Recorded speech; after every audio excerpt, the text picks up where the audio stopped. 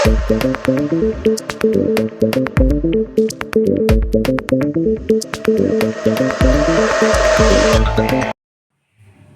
साथियों, आज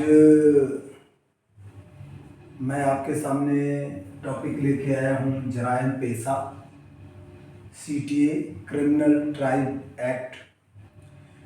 ये 1869 में बनाया गया था और 1871 से प्रभावी हुआ था, जिसको 1920 में विस्तारित किया गया था, या यूँ कहें कि 1915 से 20 के बीच में जो है इसको विस्तार इसका दिया गया था।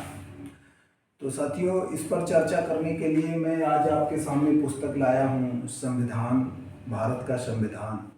कुछ लोगों का कहना है कि ये जो है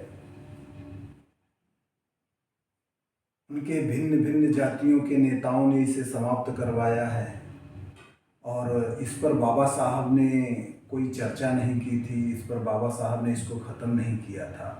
तो मैं आपको संविधान की पुस्तक इसीलिए लेके आया हूँ। आप भारत के संविधान भाग 3 में जो है आर्टिकल 13 के 1 नंबर में जब जो है आएंगे और उसे देखेंगे तो इसमें जो है पेज नंबर 36 में, सम्यक प्रकाशन द्वारा है, पेज नंबर 36 पे भाग 3 में जो है आपका आर्टिकल 13 में मूल अधिकारों का वर्णन है। इस आर्टिकल 13 के 1 नंबर में इस संविधान के प्रारंभ से ठीक पहले भारत के राज्य क्षेत्र में प्रबद्ध सभी विधियां उस मात्रा तक शून्य होंगी जिस तक वे इस भाग के उपबंधों से असंगत हैं। अर्थात संविधान ने जो आपको मूल अधिकार प्रदान किए हैं उससे असंगत कोई नियम यदि पहले से चले आ रहे हैं तो वो ऑटोमेटिक यहाँ पर शून्य हो जाएंगे, समाप्त हो जाएंगे जिस दिन से संविधान प्रभावी होगा। इसी में जो है आपका 3 खा में जो है लिखा हुआ है कि प्रवक्त विधि के अंतर्गत भारत के राज्य क्षेत्र में किसी विधानमंडल या अन्य सक्षम प्राधिकारी द्वारा इस संविधान के प्रारंभ से पहले पारित या बनाई गई विधि है जो पहले ही निराशित नहीं कर दी गई है, चाहे ऐसी कोई विधि या उसका कोई भाग उस समय पूर्णतः या विशिष्ट क्षेत्रों में प्रवर्तन में नहीं है। अर्थात जो भी नियम पहले बनाए गए हैं वो इसी तरह जैसे सीटीए बनाया गया है या इस प्रकार के जो भी नियम हैं वो सारे के सारे जो है समाप्त घोषित कर दिए जाएंगे जिस दिन से संविधान प्रभावी होगा। इसी को आगे हम बढ़ाते हैं। आर्टिकल 15 में आप आइए।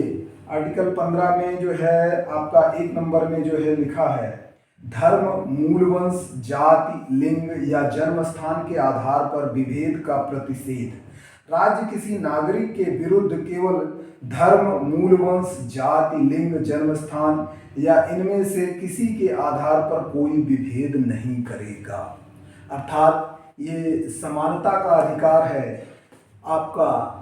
और ये भी आर्टिकल 15 जो है आपको भाग 3 में जो है अवस्थित है।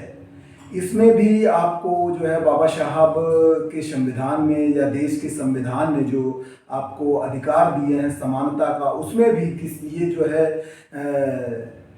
दिया गया है या विशेष बल दिया गया है कि जो है व्यक्ति के साथ जाति के आधार पर, धर्म के आधार पर, मूल वंश के आधार पर किसी भी प्रकार से कोई भेदभाव नहीं किया जाएगा। उससे उसका समानता का जो अधिकार मिला हुआ है उसे कम नहीं किया जाएगा या छीना नहीं जाएगा। इसमें 2 क और खा में जो दिया गया है आपका, दुकानों, सार्वजनिक भोजनालयों, होटलों, सार्वजनिक मनोरंजन के स्थानों में प्रवेश या पूर्णतः या भागतः राज्य निधि के पोषित या साधारण जनता के प्रयोग के लिए समर्पित कुओं, तालाबों, स्नान घाटों, सड़कों और सार्वजनिक समागम के स्थानों के उपयोग के संबंध में किसी भी निर्योग्यता, दायित्व, निर्बंधन या शर्त के अधीन नहीं होगा। इस तरह से जो है आप देखिए कि बाबा साहब ने संविधान में सभी प्रकार की चीज़ों को दिया है कि देश में किसी भी व्यक्ति के साथ, चाहे वो उच्च स्तर का हो, चाहे वो अंतिम पायदान का व्यक्ति हो, उसके साथ किसी भी प्रकार का भेदभाव नहीं हो। उसके सभी प्रकार के अधिकारों को बाबा साहब ने सुरक्षित किया है। और ये कहना कि बाबा साहब ने जराइम एक्ट के साथ कुछ नहीं किया था, ये भी गलत है। हाँ, ये बात सही है कि जराइम एक्ट को 1952 में ख़त्म किया गया, लेकिन ये किसका दोष है? अगर ये संविधान के आर्टिकल 13 और 15 में इस तरह के नियम दिए गए हैं और इस पर कार्य नहीं किया गया है, तो फिर ये किसका दोष है?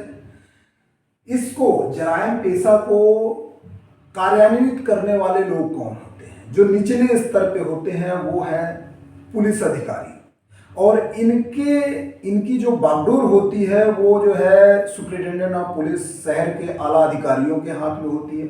और शहर के जो पुलिस आला अधिकारी होते हैं वो राज्य के गृह मंत्री के हाथ में होते हैं।